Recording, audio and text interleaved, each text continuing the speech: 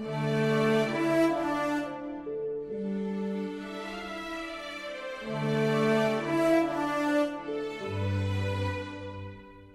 came to Washington, D.C. to sit down with Senator Bob Casey just days before he leaves office. Casey lost his bid for a fourth term in the U.S. Senate. We talked to him about how he sees his legacy here in Washington and at home in Scranton. Well, speaking of notable people from Scranton and connections to Scranton, I'm sure you have, but maybe your reflections on the fact that in 4 years of American history, the President of the United States and the Senator from Pennsylvania lived on the same street. Right. At different times, mm-hmm. Yeah. What do you make of that? Well, it's noteworthy in terms of our history. Mm-hmm. It's rare that you have that combination of circumstances. But I've been fortunate to serve the people of our state for 28 years consecutively. That's pretty rare, and to serve here for 18 years. So I have a lot of gratitude in my heart as I close my time in the Senate. What have these last few days and weeks been like? Pretty busy for a couple of reasons. One is obviously at the end of the year, after the election, you're kind of in a post-election lame duck period, but there's a lot of work to get done. Confirmations of judicial nominees. The last confirmation that was part of my work was Kelly Neary. She just got confirmed the other day and just happens to be the Middle District, so local connection there. Another Middle District judge will be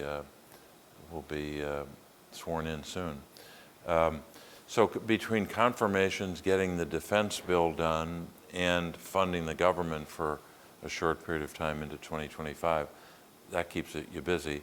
But then also closing down in offices. You can see that we don't have as many pictures up. Things are packing up.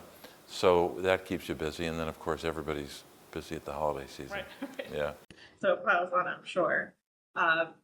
As you're reflecting on your time here specifically, but all 28 of those years, and really your dad's time serving the state of Pennsylvania, have you thought about how you would characterize the family legacy, your legacy?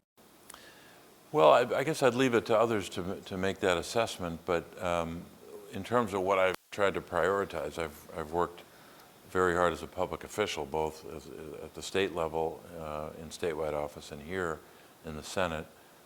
Worked very hard to lift up the voices of children, of seniors, people with disabilities, our workers, people that need advocates, need champions in government to fight on their behalf. And I've tried to do that every day I've been a public official.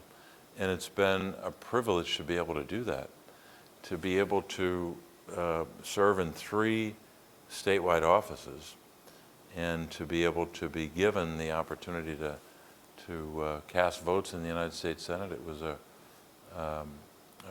rare privilege and a real honor. Is there an accomplishment in these last 18 years that maybe you're proudest of, or that you feel like is your baby?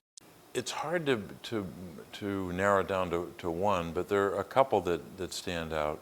Some where I was leading an effort on a particular bill, and others where you're playing an instrumental role and sometimes the deciding vote to make sure that we pass major legislation, whether it's the Affordable Care Act or the infrastructure law or the American Rescue legislation.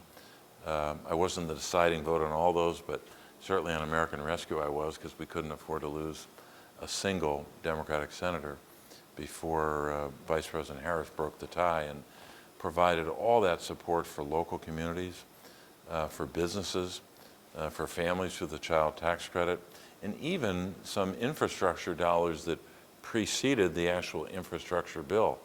A lot of communities were using their American Rescue Plan dollars to invest in infrastructure, sometimes high-speed internet or sometimes a water system. Of course, all those numbers were amplified by the infrastructure bill. But in terms of my individual work, I led the effort to pass the ABLE Act, which is really simply a bill that allowed families with a loved one with a disability to save for that often when it's a child, save for that child's future in a tax-advantaged way, just like you save in a 529 plan for higher education. So unfortunately, we had a tax law that didn't allow that. In fact, if you saved more than $2,000, you were penalized. You wouldn't be able to be the beneficiary of other government programs. So we changed that with the ABLE Act, and now you have these savings accounts all over the country. Almost 200,000 families across the country already have begun to save for a disability. So that was a bill that I initiated and had to get a Republican co-sponsor and navigate it through the Senate and get it through the House.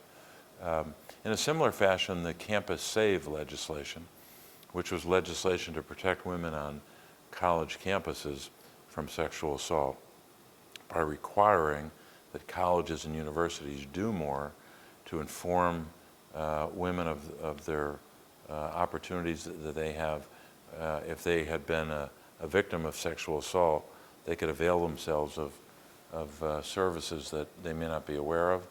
It forced colleges and universities to not just provide more information, but also to provide protection for women if they were a victim and then a survivor of sexual assault. So that's now the law of the land for the last decade. We're also able to pass, just recently, only 2 years ago, the legislation to protect women in the workforce, the Pregnant Workers Fairness Act, where there was a glitch in pregnancy discrimination law that permitted discrimination absent this change in the law to provide reasonable accommodations for pregnant women in the workforce, just like we had enshrined into law for workers with disabilities. That reasonable accommodation language was critically important because it required, and now requires, employers, when a worker is pregnant and she goes to her employer and says, I need some accommodations because of my pregnancy, that employer has to engage in a dialogue and figure out what is reasonable to make sure that she's not the subject of discrimination. So that was a major national law that we had passed.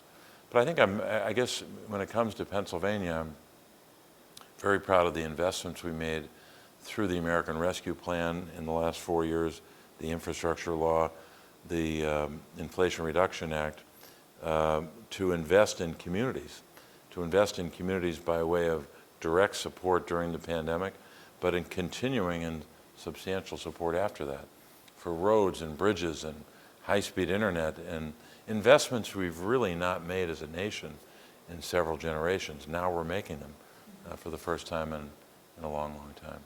And that's something as a local station that we really saw, Yeah. On a day-to-day basis. Right. The way that money was distributed. Speaking of your hometown in particular, how do you think Scranton has been bettered by that investment? Well, I think those investments, especially Mayor Cognetti and other officials have highlighted on a regular basis investments in small businesses that come from the American Rescue Plan. Highlighted investments in infrastructure. Lackawanna County received a lot of dollars, millions of dollars for high-speed internet. And that prevails even more substantially in rural areas where their ability to deploy more high-speed internet will allow kids in our schools to, allow kids in our schools to learn more now and earn more later, I like to say, because they have the benefit of high-speed internet. A lot of rural schools don't have it. And the kids are the students are at a substantial disadvantage. So those investments are critical. Obviously for our region, not just for Scranton and Lackawanna County, but for the whole region, the rail project to New York, passenger rail going to New York City, will change, I think, the landscape of our region to allow not just economic growth, but also allow folks in our region to get back and forth to New York City for all kinds of things, whether it's to visit a relative or to take a day to go to see a play or to have time in New York City and get back on a train instead of having to make that ride, which can be pretty difficult. your loss as well as Congress's loss. I mean, really, the real project is something that you have had your fingers in your entire 18 years. Any concerns about getting that to the finish line now? Obviously, you always have concerns about whether folks coming after you will carry it forward, but I think there's broad bipartisan support for it in our region, and I would hope that our representatives will continue to fight on behalf of that, the continuation of the funding. The funding, some of the funding is already locked in to begin the project, but I hope they'll continue to fund it. It's going to be critically important. Just like I hope they'll continue to fund the other infrastructure that I made reference to. We need that infrastructure in northeastern Pennsylvania to grow and to attract folks who want to open businesses or raise their families in northeastern Pennsylvania. A lot of what the average person hears about the goings on in Washington, it's a lot of noise that has to do with the country as a whole. How do you sitting in your seat, how do you weigh that with what you're elected to do, the macro and the micro of it all? Well, sometimes the kind of the noise and the back and forth and the kind of the partisan discord does affect what happens here, obviously. But on a lot of days, there are agreements made and issues that are worked through here on a very bipartisan basis that don't get a lot of attention. Sometimes it's the days when things are going well that they don't get as much attention. And I've been privileged to serve here and to work with people in both parties to get those things done. I mean, when we pass legislation to protect, as I said, women in the workforce from discrimination when they're pregnant and still working, sometimes very late in their pregnancy, that had to get done with a Republican. I had to work with Senator Bill Cassidy to get through the committee and then get it to the floor and get it passed. That's a lot of work, but it was bipartisan. When we did the infrastructure bill, that was a bipartisan bill. When we did legislation that provided the opportunity for those so-called able savings accounts, that was also bipartisan. So it's by the nature of it, in order to get something done, it has to be bipartisan. The country feels so divided, and maybe that's what we hear and see that's presented in front of us. Is it less so here? And if it is, or isn't, I guess, how do we heal that? Well, I think everybody has a responsibility to try to bridge the divide, and when I say everybody, I mean mostly starting with politicians. We all have an obligation to try to bridge that divide. It's difficult in the context of an election year and campaigns. There's a lot of back and forth. But I do think between campaigns and even sometimes during campaigns, you can still find ways to work together.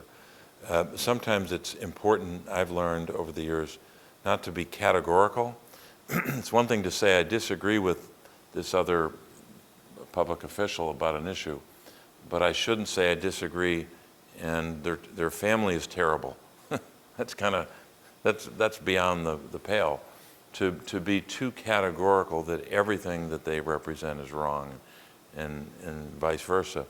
So I think you have to try to make your arguments and make your point of view heard in a very enthusiastic, determined fashion, but not to go beyond that and to try to add to the rancor and the discord.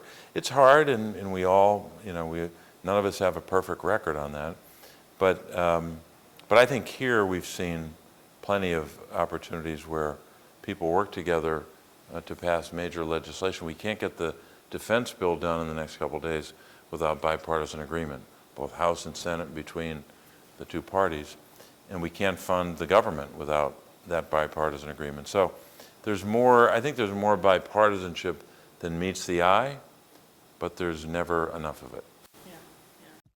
In terms of DC politics, 18 years is quite a long time. It is. What has changed about Washington in that time? What has changed about Pennsylvania in that time? Well, I think in terms of the Senate, I'll limit it to the Senate, but I think it's probably true in the House. Bipartisanship, I think, when I was growing up in the 60s, 70s, 80s, maybe even into the 90s, bipartisanship in the Senate was more the rule rather than the exception. Now it's become too often the exception, and that's made it difficult to move an agenda forward for the country. So it's become more partisan. There's no question about it. So in a sense, the Senate reflects society more broadly, and I hope that some of those divides can be bridged on a more consistent basis. But as I said, often they are more than meets the eye. I think in Pennsylvania we've changed in a lot of ways in those 18 years. Our economy is different. We have an economy that doesn't rely solely upon the fundamentals that we relied upon even 20 years ago, certainly dramatically so from 50 years ago. We have new opportunities in the state, new energy resources. 18, 20 years ago, we didn't have the benefit or anywhere near the full realization of the benefit of natural gas, which we have now. Now we're a leader in the world in producing natural gas. It's made Pennsylvania, I think, more economically secure, there are more jobs. It's helped the nation become independent of Middle Eastern oil. 25, 30 years ago, nobody was expecting that to happen. And I notice it as well in our workforce. Our workforce in Pennsylvania has never been, I think, more skilled, more prepared for the future. We've got plenty of challenges, but when you look across the state, I think our state is well positioned for the future. What are those issues you're looking forward to the next 4 years and beyond that, that Pennsylvanians really care about and maybe should care about? I think a lot of Pennsylvanians are concerned about what happens to our children, and I think if there's one broad set of issues that I spent a lot of time on and made some good progress on, and that was issues that relate to the advancement of children. But I think as a nation, we still have a long way to go. We don't prioritize investment in our children nearly enough. Every time there's a big tax fight, like there will be in 2025, there isn't nearly enough of a focus on how do we advance the needs of children. I've called it 5 freedoms for children, borrowing off of Franklin Roosevelt's 4 freedoms. Really, he was talking about the human race, really, at the time. But the 5 freedoms for children that I outlined, I hope can be the subject of more work. Not just next year or next Congress. This will take a generation of work and investment. But I like to think I've at least kicked it off. The 5 freedoms are the freedom to be healthy, the freedom to learn, the freedom to be economically secure, the freedom from hunger, and the freedom to be safe from harm. And I think if we create more and more opportunities, not just government, but federal government should play a much bigger role in this. And that means adding investment to do this, but also the private sector, the nonprofit sector. We all have to come together and try to advance those 5 freedoms. Because if we do that, that child will be better off, his or her family and community will be better off. Obviously, that's kind of the moral imperative. But our GDP will be a lot higher. We'll be able to outcompete China because our children will have higher skill levels than they would absent that determined work and investment. And I hope that's the subject of future work, not only by Congress, but by those of us who will be out of Congress. Is that something that you would count as unfinished business? Definitely. Yeah. No question about it. Anything else? Oh, there's more. Look, I think we have a chance next year. Obviously, the Senate and the House will be working on it, but we as I'll be a private citizen soon, we have a role to play in informing ourselves and becoming advocates for a much fairer tax code. What we should not do, what the Congress should not do next year, or the administration, is have the tax code rigged again for the most powerful people in the world. The largest corporations, the wealthiest people, not simply the billionaires, but people making hundreds of millions, tens of millions. It seems like every time there was a moment in the last 40 years, really since 1981, every time there was a moment where we could make the tax code fairer, simpler, and more equitable and more connected to our national destiny of growth and opportunity. Every time we've had that chance, the Congress has chosen to mostly, not completely or exclusively, but mostly to tilt the tax code in favor of the most wealthy, to tilt it in favor of large corporations. We don't have a lot to show for that. We've got a society that's been divided, and part of the reason for that, in my judgment, is that people feel squeezed, their paycheck doesn't go as far as it used to, and one of the ways to provide a remedy for that is give the middle class a hell of a big tax cut in 2025, and give those who are struggling to get to the middle class a tax cut, and make the big guys pay for it, the big corporations and the wealthiest. There is, when we put the right values on the table for the tax code, that means children, the middle class, families that are struggling. When those values are on the table, there's plenty of revenue. But too often, the big guys grab all the revenue and there's very little left for the people we should be making an investment in. That does feel like one of those things that sounds really great but might not ever happen. Well, we'll see.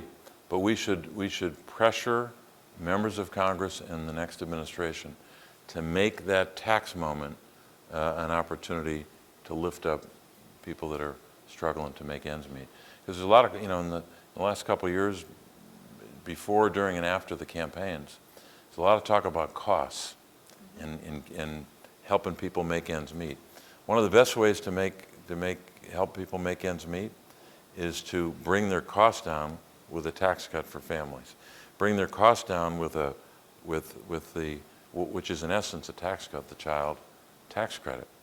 We found, and this is not theory anymore, we've proven it now, we found when you use that tax credit as in essence a tax cut, allowing people to keep more of their take-home pay to help raise their children, to raise their family, you can reduce childhood poverty by as much as 40% just because of that change.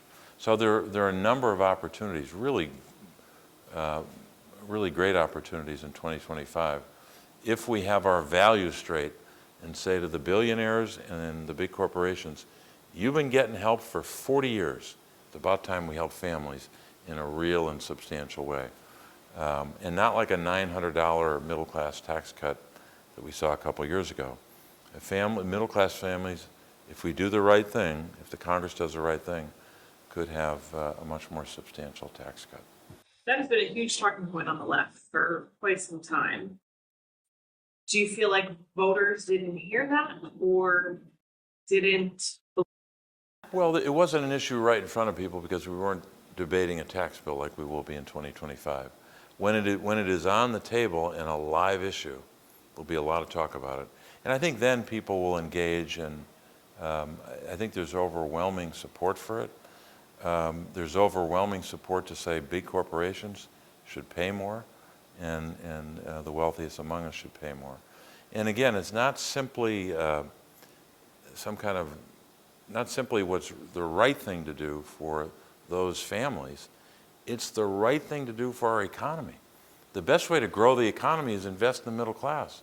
We don't grow when billionaires have more money. We grow when the middle class is secure, and that they and their families have that economic security. So I hope they use this as an opportunity to do that, because the last 40 years have been, unfortunately, too many lost opportunities to help middle-class families and to lift up children that we now know we can through that really important tax credit. A lot of your constituents noticed, especially post 2016, a change in your tone. A larger presence on social media, especially. What was the strategy behind that? What was the desire in maybe perhaps being a little bit more outspoken? Well, I'm not sure if there was ever a strategy, but you do have to be able to reach people, and by any means that you can avail yourself of. Social media is part of that. Obviously, interviews like this are part of that, and interviews in newspapers and radio stations and any other podcasts are new as well.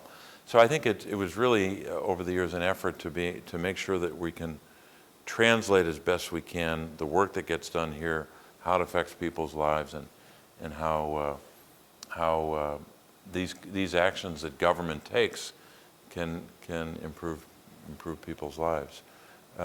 Sometimes your voice is heard more in a particular period than in others because of the political dynamic. Sometimes when there's a president of the opposite party, the press tends to pay more attention to people in the other party, so you have a larger, or a voice that is heard more often. But I was fortunate to have a really good run here and to work on major issues critical to people back home, and now I'll have a different chapter in my life.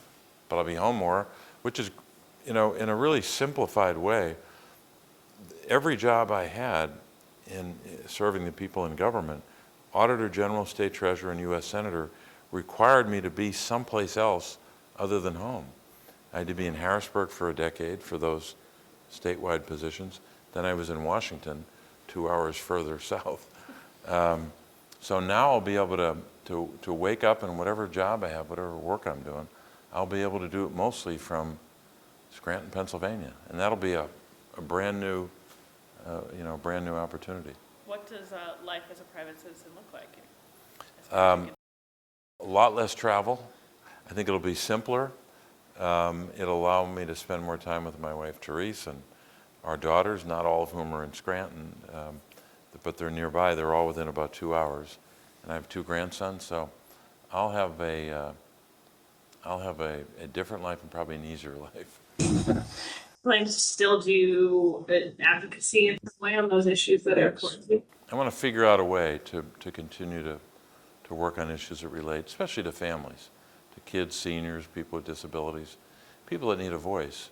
And I hope I can continue to support our veterans. We got a lot done in the last couple of years. The PACT Act really changed the lives of, right now it's more than 1.1 million veterans across the country getting health care they were not receiving after having served in those awful areas where the toxic burn pits were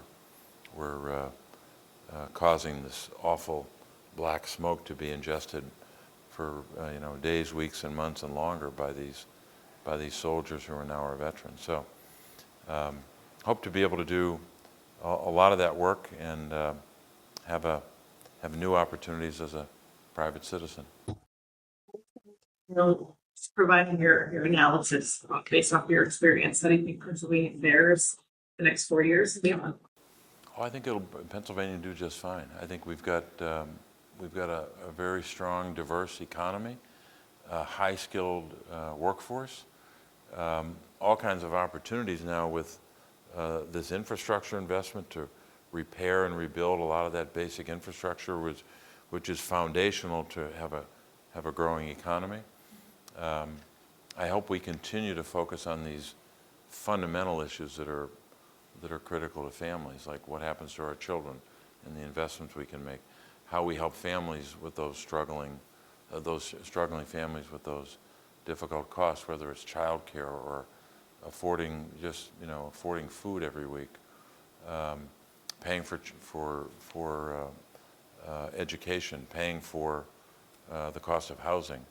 So all those, stresses on the life of a family, we as a Commonwealth have to be continually responsive to, and to try to get costs down, or at least give families the wherewithal to be able to deal with shocks in the economy as we had after COVID, or other challenges that create economic turmoil.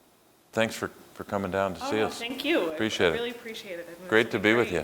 Thank you. And good luck in the next chapter. Thank you. More time with the grandkids? You have to figure out what I'm going to do next. Yeah. Haven't had too much time to think about it. We've been too busy. Senator Casey has been in the same Senate office since he was first sworn in 2007.